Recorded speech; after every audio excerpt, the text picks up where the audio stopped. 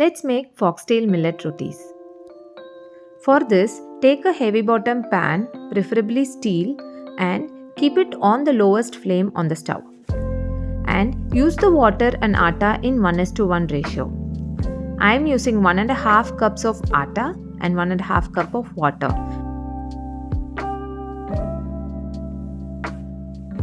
To the water, add a little salt. Mix it well.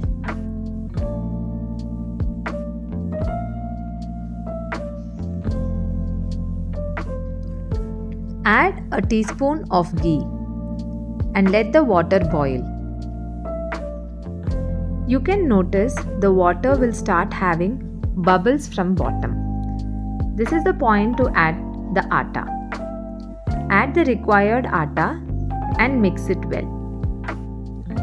I have taken 1.5 cups of atta. Mix it well so that it doesn't form any lumps.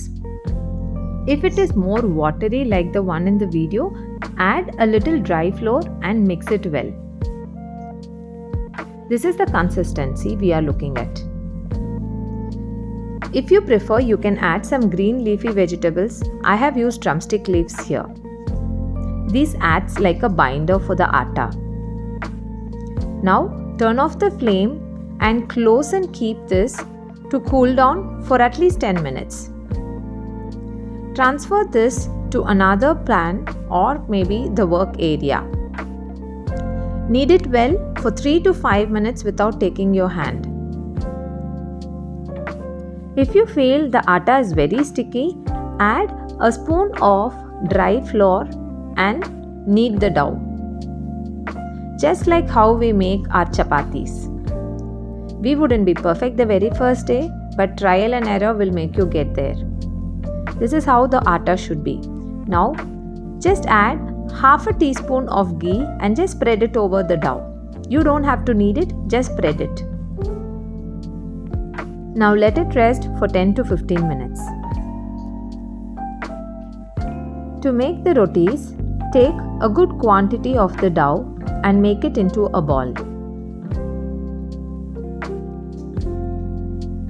Just like this.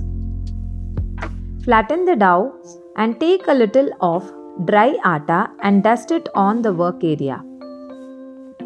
Also dust the dough with some dry flour. Without giving much pressure on the rolling pin, try to flatten the dough.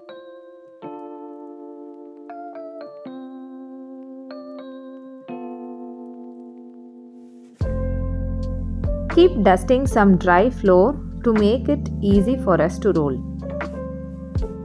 By using some dry atta, you can make the roti flatten and it doesn't break. Now you can see here it's very thin roti that we can cook now. Now preheat the tawa and add the roti to the hot pan. Totally reduce the flame to low to medium. To help the roti in cooking, you can either use ghee or water. I will show you how to do it with water.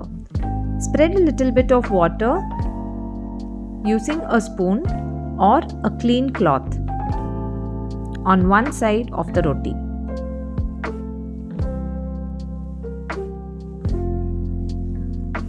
Now flip the roti to the other side.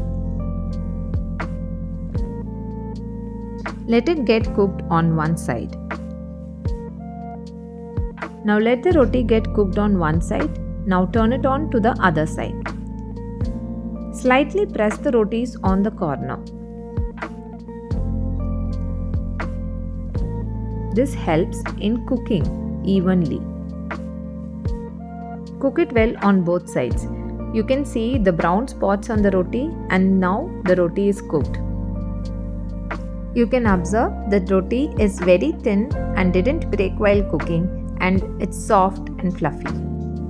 You can make these without wheat flour for sure with this method.